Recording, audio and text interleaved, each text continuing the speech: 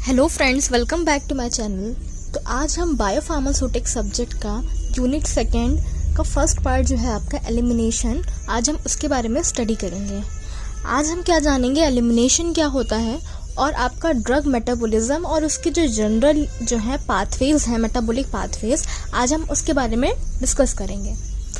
तो चलिए स्टार्ट करते हैं। सबसे पहले आज हम बात करते हैं एलिमिनेशन क्या होता है। एलिमिनेशन का मतलब क्या होना है कि एक मेजर प्रोसेस होती है, एक ऐसा तरीका है जहाँ पे हम क्या करते हैं, ड्रग को रिमूव करते हैं बॉडी से और आपका एक्शन क्या होता है, वो टर्मिनेट आउट हो जाता है। एक ऐसी प्रोसेस होती है एलिमिनेशन जिसमें हम क्या कर रहे हैं, ड्रग को रिमूव कर रहे हैं बॉडी से। बॉडी से क्या हो रहा है, आपकी ड्रग रिमूव हो रही है और इसका जो भी एक्शन है वो खत्म हुआ जा रहा है, टर्मिनेट आउट हो रहा है। इस प्रोसेस को हम एलिमिनेशन बोलते हैं। एलिमिनेशन को अगर दूसरी भाषा में डिफाइन किया जाए तो क्या है, ये एक आपका इरिवर्सिबल लॉस है ड्रग का बॉडी से।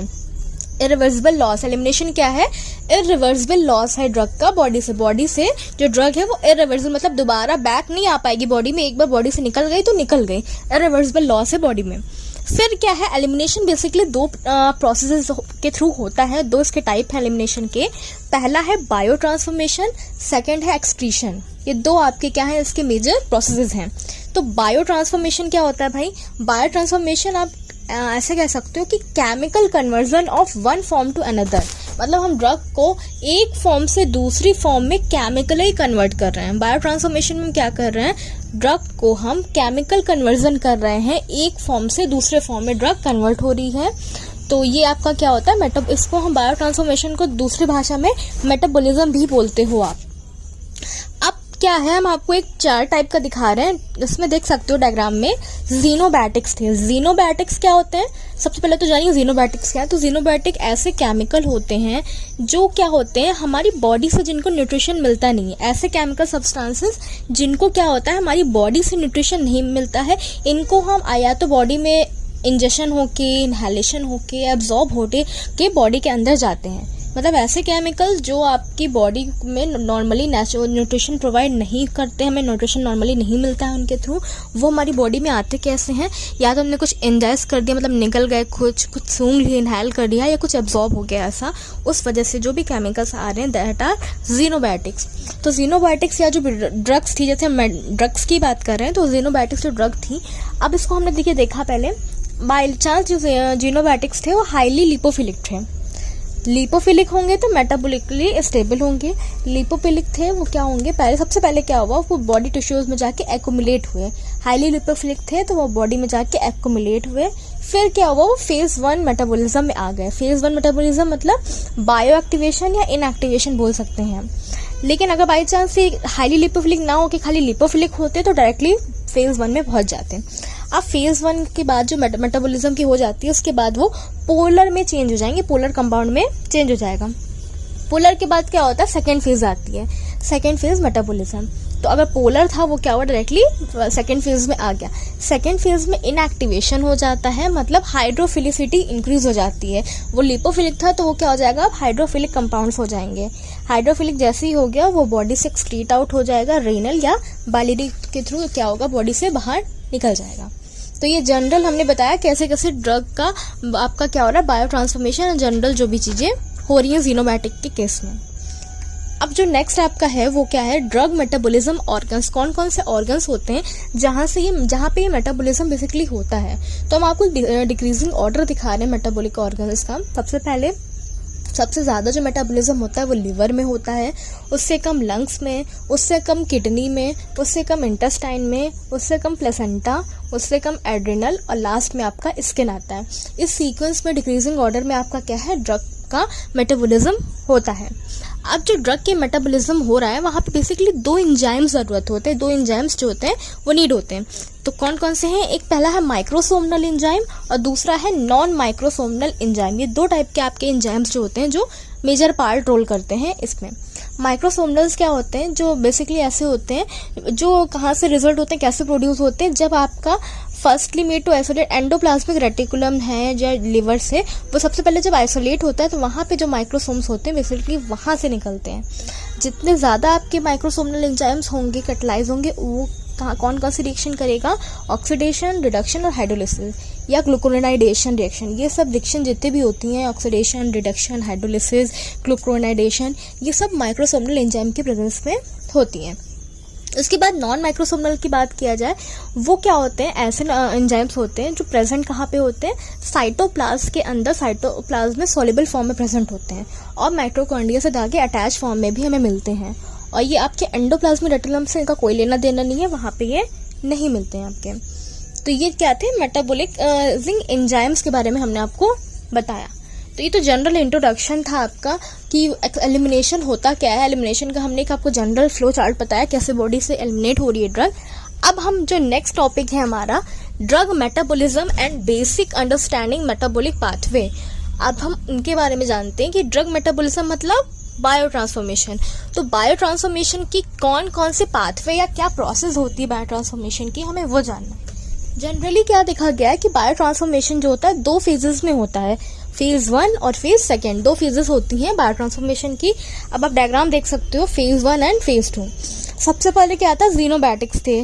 जीनोबायोटिक्स में क्या हुआ, जब वो फिनोबायोटिक्स का ऑक्सीडेशन, रिडक्शन या हाइड्रोलिसिस हुआ तो वो क्या बने, प्राइमरी प्रोडक्ट बने। तो कैसे बने, जब आपका कोई फंक्शनल ग्रुप आया, ऐड हुआ, तब आपका जीनोबायोटिक्स में वो प्राइमरी प्रोडक्ट बन गया। ये जो इधर वाली प्रोसेस है जीनोबायोटिक्स से प्राइमरी प्रोडक्ट वाली, ये आपकी फेज 1 है। फेज 1 में क्या हो रहा है, फंक्शनल ग्रुप ऐड हो रहे हैं, ऑक्सीडेशन, रिडक्शन या हाइड्रोलिसिस कुछ भी हो सकती है तीनों में से। अब क्या हुआ, प्राइमरी प्रोडक्ट्स बन गया। प्राइमरी प्रोडक्ट्स के बाद या तो वो primary product directly excrete out हो जाएगा बॉडी से, बाई चांस नहीं एक्सक्रीट आउट हो रहा है तो प्राइमरी प्रोडक्ट क्या होता है, उनके कॉन्जुगेशंस बनना स्टार्ट हो जाते हैं। जब उसमें कॉन्जुगेट्स बन के आएंगे तो प्राइमरी वाला क्या होगा, सेकेंडरी प्रोडक्ट में कन्वर्ट हो जाएगा और सेकेंडरी जाके फाइनली बॉडी से एक्सक्रीट आउट हो जाएगा। तो ये जो प्राइमरी से सेकेंडरी बनना है, इसे हम क्या बोलते हैं, फेज 2 बोलते हैं। और फेज 2 में बेसिकली होता क्या है, कॉन्जुगेशंस बनते हैं आपके। ये आपके क्या आते हैं, हमने डायग्राम आपको बताया, फेज 1 में क्या हो रहा है और फेज 2 में क्या हो रहा है। तो जनरल आपका बायो ट्रांसफॉर्मेशन का एक स्कीम हमने बना के दिखाई है। अब हमें क्या करना है, जो फेज 1 और जो फेज 2 दोनों थे, अब हम क्या करेंगे, उसमें से फेज 1 रिएक्शन के बारे में डिस्कस करेंगे और फेज 2 के बारे में। तो फेज 1 क्या होती है, जिसका दूसरा नाम होता है नॉन सिंथेटिक रिएक्शंस भी बोलते हो फेज 1 को। तो मेन जो पर्पस होता है फेज 1 वाले का, उनका मेन पर्पस ये है कि हमें एक पोलर फंक्शनल ग्रुप को ऐड करना है। फेज 1 में हमें पोलर फंक्शनल ग्रुप ऐड करना है जीनोबायोटिक्स में। क्यों ऐड करना है, जिससे कि उसकी वाटर सॉल्युबिलिटी इंक्रीज हो जाए और बॉडी से आसानी से क्या हो, ड्रग एक्सक्रीट आउट हो जाए। पोलर फंक्शनल ग्रुप हमें ऐड करना है मॉलिक्यूल में, जो भी जीनोबायोटिक मॉलिक्यूल है। क्यों ऐड कर रहे हैं, जिससे वाटर सॉल्युबिलिटी इंक्रीज हो जाए और आसानी से वो बॉडी से एक्सक्रीट आउट हो जाए। अब देखिए फेज 1 में 3 मेन रिएक्शंस जो काम करती हैं, पहला ऑक्सीडेशन, रिडक्शन एंड हाइड्रोलिसिस। ये 3 बेसिकली क्या होती हैं, रिएक्शंस काम करती हैं। ऑक्सीडेशन में भी फर्दर हमने डिवाइड किया है। तो ऑक्सीडेशन के अंदर जो पहला है, माइक्रोसोमनल ऑक्सीडेशन रिएक्शन और नॉन माइक्रोसोमनल ऑक्सीडेशन रिएक्शन, 2 होती हैं। माइक्रोसोमनल के अंदर फर्दर अब रिएक्शंस हैं। माइक्रोसोमनल के अंदर पहली जो आती है, एरोमेटिक हाइड्रोक्सिलेशन। एरोमेटिक हाइड्रोक्सिलेशन में जैसे आप देख सकते हो, लिग्नोकेन का ये हमने स्ट्रक्चर बनाया है, ठीक है। एरोमेटिक हाइड्रोक्सिलेशन, हाइड्रोक्सी मतलब OH ग्रुप, एरोमेटिक मतलब एरोमेटिक रिंग। तो क्या होगा, एरोमेटिक रिंग में हाइड्रोक्सी मतलब OH ग्रुप आ जाएगा। आप देखो आगे वाली रिएक्शन में क्या हुआ, पूरा स्ट्रक्चर सेम था, बस ये जो रिंग बनी थी उसमें रिंग में नीचे देखिए OH आ गया, मतलब हाइड्रोक्सी ग्रुप का एडिशन हो गया यहाँ पे। दूसरा हम आपको बताते हैं एलिफैटिक हाइड्रोक्सिलेशन। एलिफैटिक हाइड्रोक्सिलेशन मतलब एलिफैटिक ग्रुप में हाइड्रोक्सिल ग्रुप मतलब OH आ जाएगा। तो ये देखिए स्ट्रक्चर है, मैप्लोबामाइड का स्ट्रक्चर है। मैप्लोबामाइड के स्ट्रक्चर में हमने क्या किया, नीचे देखिए जो CH2 था, बस वहां पे हमने हाइड्रोक्सिल ग्रुप मतलब OH ग्रुप ऐड कर दिया। पूरा स्ट्रक्चर सेम है, बस हमें क्या करना है, नीचे वाले ग्रुप में OH ग्रुप ऐड कर दिया, एलिफैटिक ग्रुप में हाइड्रोक्सी ग्रुप ऐड कर दिया। अब इसके बाद जो तीसरा है उसकी बोलते हो ND एल्काइलेशन। ND एल्काइलेशन का मतलब ये बाई चांस N पोजीशन पे एल्काइल ग्रुप को हमें क्या करना है, हटाना। D मतलब हटा देना, एल्काइल मतलब एल्काइल ग्रुप को हटा देना। तो हमने N का मतलब जो N पे जो भी आपका एल्काइल ग्रुप लगा है उसको हटा देना है। तो देखिए इस डायज़ेपाम का स्ट्रक्चर था, यहाँ पे देखिए ऊपर N से CH3 जुड़ा था, तो हमें क्या करना है, डी एल्काइलेशन मतलब N पे जो एल्काइल ग्रुप मतलब CH3 लगा उसको हमें हटा देना है। हमने किया क्या, नेक्स्ट आप देखो आगे, N पे जो CH3 था उसको हमने हटा दिया। हटा दिया तो CHO HCHO आगे ऐड हो गया। फिर क्या बात करें नेक्स्ट, चौथा है O डीएल्काइलेशन। O डीएल्काइलेशन में क्या हो रहा है, O ग्रुप पे जहाँ पे O है वहां पे हमें अल्काइल ग्रुप को हटा देना है। तो देखिए क्या हुआ, O जो था जैसे फिनाएसिटिन का स्ट्रक्चर है, इसमें आप देख रहे हो जहाँ पे O था, O से क्या है C2H5 जुड़ा था, तो हमने क्या किया, O से जो अल्काइल ग्रुप था उसको हमने हटा दिया। देखिए हट गया तो क्या हो गया, ये पूरा हट गया। ओझा वाला ग्रुप था, O से क्या हुआ, ये पूरा ग्रुप हमने हटा दिया तो OH आ गया। बस यहाँ पे O तो वो था ही, एक हाइड्रोजन था ही, तो OH आ गया। ये क्या था, डीएल्काइलेशन था। पांचवा आपका क्या होता है, S डीएल्काइलेशन। S डीएल्काइलेशन में क्या हो रहा है कि जहाँ पे S था, सल्फर था, वहां से जो अल्काइल ग्रुप लगा है उसको हमें हटा देना। तो स्ट्रक्चर में देख रहे हो SCH3 है, अब हमने क्या किया, CH3 को यहाँ से हटा दिया, खाली S रहा, देख रहे हैं आप, SH हो गया खाली। यहाँ पे क्या हुआ, S डीएल्काइलेशन हो गया। उसके बाद नेक्स्ट है ऑक्सीडेटिव डीअमीनेशन। ऑक्सीडेटिव डीअमीनेशन में क्या हो रहा है, ऑक्सीडेटिव डीअमीनेशन, अमीन ग्रुप्स का ऑक्सीडेशन कर देना है। तो अमीन का अगर हम ऑक्सीडेशन कर रहे हैं, देख लीजिए क्या हो रहा है, जैसे एम्फेटामीन था, एम्फेटामीन के स्ट्रक्चर में हमें क्या करना है, डीअमीनेशन मतलब अमीन ग्रुप को हटा देना है, अमीन ग्रुप को हटा देना। तो अमीन मतलब NH2 ग्रुप था, NH2 ग्रुप को हमें हटा देना है। तो देखिए अब आगे क्या हुआ, CH2 C double bond O और CH3, ये आपका ग्रुप आ गया, मतलब हमने अमाइन ग्रुप को हटा दिया और इस ग्रुप का ऑक्सीडेशन कर दिया। तो ये आपका ऑक्सीडेटिव डीअमीनेशन हो गया। नेक्स्ट है N ऑक्सीडेशन, मतलब N ग्रुप पे ऑक्सीजन को लगाना है, N ग्रुप पे ऑक्सीजन को लगाना है। जो N देखिए स्ट्रक्चर में था, बस वहां से O जोड़ दो आप। फिर नेक्स्ट है S ऑक्सीडेशन, S जहाँ पे है वहां पे ऑक्सीजन ग्रुप लगाना है। जैसे क्लोरप्रोमाजीन का स्ट्रक्चर था, नीचे S था, वहां से S से हम बस O को जोड़ देंगे, तो S ऑक्सीडेशन हो गया। तो ये जितनी आपको रिएक्शंस बताई, ये सब क्या थी, माइक्रोसोमनल ऑक्सीडेशन की रिएक्शन थी। अब इसके बाद जो दूसरा था वो क्या था, नॉन माइक्रोसोमनल ऑक्सीडेशन रिएक्शन। नॉन माइक्रोसोमनल के अंदर भी फर्दर आपकी रिएक्शंस होती हैं। तो इसके अंदर पहला है अल्कोहल डिहाइड्रोजिनेशन। अल्कोहल डिहाइड्रोजिनेशन में देख ले क्या हो रहा है, अल्कोहल ग्रुप सपोज था, देखिए CH3 CH2 OH है। अल्कोहल डिहाइड्रोजिनेशन मतलब हमें हाइड्रोजन को हटा देना, डिहाइड्रोजिनेशन मतलब हाइड्रोजन को हटा देना, अल्कोहल में से हाइड्रोजन को हटा देना। तो आप देख रहे हो स्ट्रक्चर में क्या हुआ, हाइड्रोजन था, 2 हाइड्रोजन इधर से उड़ गए, 1 हाइड्रोजन यहाँ से चला गया, तो हाइड्रोजन यहाँ से हट गया, CH3 CH और इधर डबल बॉन्ड O हो गया। इसे बोल लो अल्कोहल डिहाइड्रोजिनेशन। नेक्स्ट है एल्डिहाइड ऑक्सीडेशन। और एल्डिहाइड ऑक्सीडेशन मतलब एल्डिहाइड का ऑक्सीडेशन कर देना। तो ये मान लीजिए स्ट्रक्चर है, एसिटाल्डिहाइड का स्ट्रक्चर था, एसिटाल्डिहाइड का स्ट्रक्चर में एल्डिहाइड का अगर ऑक्सीडेशन होता है तो क्या बनता है, एसिड बनता। तो CHO का ऑक्सीडेशन हुआ तो क्या बना, COOH बना। तो बस हमें यही करना है एल्डिहाइड ऑक्सीडेशन में। तीसरा है अमीन ऑक्सीडेशन। अमीन जहाँ पे है, अमीन मतलब N जहाँ पे है वहाँ पे ऑक्सीजन को जोड़ देना। अमीन ग्रुप जहाँ पे भी ऐड है, NH2 ग्रुप, वहाँ पे क्या करना है, हमको ऑक्सीडेशन करा देना। जैसे इमिप्रामीन का स्ट्रक्चर है, तो साइड चेन को देखिए, N से 2 CH3 जुड़े थे, बस वहीं पे हम क्या करेंगे, एक O जोड़ देंगे, ऑक्सीडेशन वहाँ पे करवा देंगे। फिर पांचवा नेक्स्ट चौथा क्या है, एरोमेटेज। एरोमेटेज का मतलब एरोमेटिक रिंग लेके आना। तो पहला वाला हम स्ट्रक्चर देख रहे हो जिसका नाम है साइक्लोहेक्सेन था, साइक्लोबेंजीन कार्बोक्सिलिक एसिड थी, एसिड बनी थी जो कि क्या थी, साइक्लो एसिड थी। अब हमने इस रिंग को क्या किया, मतलब एरोमेटिक रिंग लेकर आए। साइक्लो थी, साइक्लोहेक्सेन था, साइक्लोहेक्सेन से हमने क्या किया, उसको एरोमेटिक रिंग बना दिया। एरोमेटेज मतलब रिंग को लेकर आ रहे हो, एरोमेटिक रिंग को हम लेकर आ रहे हैं, तो कार्बोक्सिलिक एसिड बन गया। अब क्या हो रहा है, ये जितने भी बताए आपको ये क्या थे, ऑक्सीडेशन के 2 थे।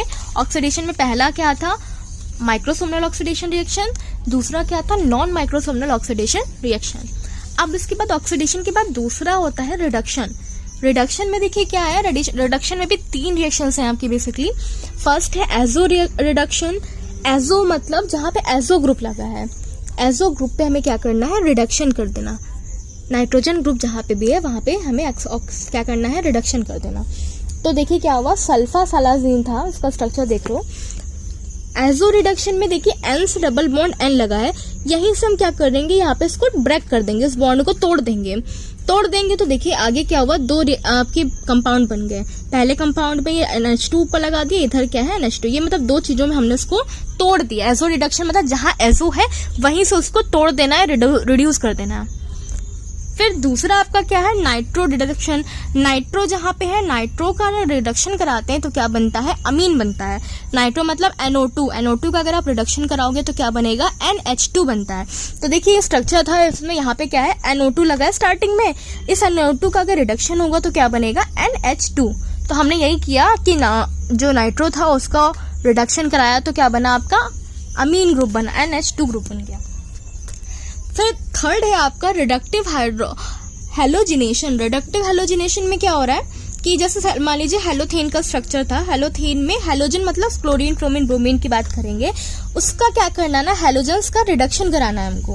हैलोथेन जैसे बनाया, हैलोथेन का हमने रिडक्शन कराया तो क्या बना, CF2 डबल बॉन्ड CCl और Br, मतलब H2 जो था वो यहाँ से निकल गया, HF यहाँ से हमने क्या किया, उसको उड़ा दिया, -HF हटा दिया।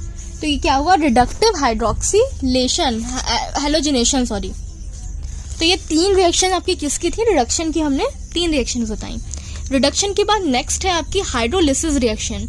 हाइड्रोलिसिस रिएक्शन मतलब इसमें भी फर्दर क्या है, आपकी 2 रिएक्शन है हाइड्रोलिसिस रिएक्शन में। तो पहला है ईस्टर हाइड्रोलिसिस और दूसरा अमाइड हाइड्रोलिसिस। ईस्टर हाइड्रोलिसिस का मतलब जहाँ पे ईस्टर होगा वहीं से क्या होगी, आपकी ब्रेक डाउन होगा। जहाँ ईस्टर होगा, ईस्टर मतलब COO ग्रुप है, वहीं से क्या होगा, ब्रेक डाउन होगा। तो आप इस ग्रुप रिएक्शन को देखो, ये जो कंपाउंड बना है इसमें यहाँ पे देखिए COO लगा है, बस COO से ही आपका ब्रेक हो जाएगी बॉन्ड, CO से ही हमने हाइड्रोलिसिस का मतलब टूटना, ईस्टर का हाइड्रोलिसिस, जहाँ से ईस्टर ग्रुप है वहीं से हम उसको क्या करेंगे, तोड़ देंगे बॉन्ड को। तो देखिए हमने बीच से तोड़ा, ये 2 कंपाउंड आपके बन गए। अब नेक्स्ट है अमाइड हाइड्रोलिसिस, मतलब जहाँ पे अमाइड ग्रुप होगा वहीं से क्या होगा, टूटना स्टार्ट हो जाएगा। तो पहले क्या हो रहा है, ये जो लिडोकिन का स्ट्रक्चर था, पहले हमने क्या किया, डी अल्काइलेशन किया, N पे जो अल्काइल ग्रुप था उसको हटा दिए, N पे 2 आपके अल्काइल ग्रुप्स लगे थे, C2H5 D2H5, तो एक C2H5 को हमने हटा दिया, एक हटा दिया। तो देखिए ये कंपाउंड बन गया मोनो इथाइल ग्लिसरॉल्डीन के करके स्ट्रक्चर बन गया। अब इसका हम अमाइड हाइड्रोलिसिस करेंगे तो जहाँ पे अमाइड ग्रुप है वहाँ से हम क्या करेंगे, इस बॉन्ड को तोड़ देंगे। जहाँ से अमाइड ग्रुप है वहाँ से हमने क्या किया, इस ग्रुप को तोड़ दिया। CO ग्रुप है तो देखिए यहीं से NH ग्रुप है, NH से ही हमने इसको तोड़ दिया। तो ये 2 आपके कंपाउंड बन गए, इसे बोलते हो हाइड्रोक्सिलेशन रिएक्शन, हाइड्रोक्सिल रिएक्शन हो गया। तो ये जो जितनी भी थी आपकी फेज 1 रिएक्शंस थी वो सब कंप्लीट हो गई हैं। अब हम क्या बनेंगे, फेज 2 के बारे में बात करेंगे। तो फेज 2 का जो दूसरा को हम किस नाम से और जानते हैं, सिंथेटिक रिएक्शंस नाम से भी जाना जाता है। फेज 2 में क्या होता है, बेसिकली कॉन्जुगेशंस बनते हैं। ड्रग के क्या होते हैं, कॉन्जुगेशंस बनते हैं, क्या उसके मेटाबॉलाइट्स के कॉन्जुगेशंस बनते हैं। जो भी फेज 1 के थे वो ड्रग या उनके जो मेटाबॉलाइट बने थे फेज 1 में, उसका कॉन्जुगेशंस बनना, कॉन्जुगेट्स बनाना ही आपका फेज 2 है। फेज 2 में भी बहुत सारी रिएक्शंस होती हैं। फेज 2 में आपकी पहली जो है ग्लूकोनाइड कॉन्जुगेशंस होते हैं, जैसे कि ग्लूकोनाइडेशन की बात करें तो उसमें बहुत सारी आपकी आती हैं। ग्लूकोनाइडेशन में के अंदर फर्दर आपकी एक आती है O ग्लूकोनाइडेशन, N और S ग्लूकोनाइडेशन, 3 आती हैं। तो हुआ क्या, ग्लूकोनाइडेशन का मतलब ग्लूकोज ग्रुप को, ग्लूकोनिक ग्रुप को जोड़ना है हमको। कहाँ जोड़ना है, O पे जोड़ना है। नाम क्या है, O ग्लूकोनाइडेशन है ना। तो सपोज ये सैलिसिलिक एसिड का स्ट्रक्चर था, हमने क्या किया, O ग्रुप पे जहाँ O है COOH है, बस यही जो O है O से ही हम क्या करेंगे, ये ग्लूकोनिक ग्रुप को जोड़ देंगे। तो देखिए हमने क्या किया, O से ग्लूकोनिक ग्रुप को जोड़ दिया। दूसरा क्या है, N ग्लूकोनाइडेशन, मतलब जहाँ पे N है N से हम ग्लूकोनिक ग्रुप को जोड़ देंगे। जैसे ये सल्फिनामाइड का स्ट्रक्चर था तो उसमें देख लीजिए N था, N से हमने क्या किया, ग्लूकोनिक एसिड को जोड़ दिया। नेक्स्ट है S ग्लूकोनाइडेशन, तो ये देख लीजिए एंटीब्यूस का स्ट्रक्चर बना था। यहाँ पे जहाँ S है ना, बस S से हमें क्या करना है, ग्लूकोनिक एसिड को जोड़ देना है। वहाँ से क्या करेंगे, हम ग्लूकोनिक ग्रुप को जोड़ देंगे। तो ये सब जितने थे आपके ग्लूकोनाइडेशन के अंदर 3 थे, O, N और S। अब इसके बाद दूसरा हम बात करेंगे सरफेस कॉन्जुगेशन या इथेरियल सल्फेट फॉर्मेशन। तो इसके अंदर आता है पहला सल्फेट। सल्फेट में क्या हो रहा है, सल्फेट मतलब SO3H ग्रुप, SO3H ग्रुप को हमें क्या करना है, जोड़ना है। तो ये जो स्ट्रक्चर है इसमें देखिए हमने क्या किया, बस ऊपर पे जहाँ पे है ऊपर ग्रुप में एरोमेटिक रिंग में OSO3H को जोड़ दिया। हमने क्या किया, नहीं और हमने क्या किया, OH थे ना, 2 OH थे, तो एक OH मतलब H को हटा के SO3H ग्रुप को हम ले आए। हमने क्या किया, 2 OH में से एक वाले में क्या किया, SO3H ग्रुप को हम ले आए। दूसरा क्या है इसमें, एसिटाइलेशन। एसिटाइलेशन मतलब एसिटाइल ग्रुप लेकर आना है। एसिटाइल ग्रुप को हमें क्या करना है, इसमें एसिटाइल ग्रुप क्या होता है, COCH3 ग्रुप होता है। तो क्या करेंगे हम, अमाइड जो ये लगा हुआ है NH2 लगा है, इसी NH2 से COCH3 को जोड़ देंगे। आइसोनियाजिड के स्ट्रक्चर में देखिए ऊपर 2 NH2 है ना, तो NH2 में एक NH रखेंगे और यहाँ से COCH3 मतलब एसिटाइल ग्रुप को जोड़ देंगे। फिर नेक्स्ट आपका लास्ट क्या है, मिथाइलेशन। मिथाइलेशन का मतलब मिथाइल ग्रुप CH3 ग्रुप को लेकर आना। तो मिथाइल ग्रुप्स जो है हम कहाँ लेकर आएंगे, ये थायोयूरेसिल का स्ट्रक्चर था, यहाँ पे जो बाहर आउटर में जो रिंग्स है वहाँ पे क्या है, जैसे SH है, तो SH में H हटा के हम क्या करेंगे, मिथाइल ग्रुप CH3 ग्रुप को यहाँ पे लेके आ जाएंगे। तो ये क्या हो जाएगा आपका, यहाँ के जो भी हैं मिथाइलेशन हो गया। तो ये जितना भी मैंने बताया ये फेज सेकेंड की रिएक्शंस हमने आपको बताई हैं। तो फ्रेंड्स आज के लिए इतना ही। अगर आपको ये वीडियो अच्छी लगी है इसे लाइक करें, अपने फ्रेंड्स के साथ शेयर करिएगा। तब तक के लिए keep learning, keep listening. Thank you.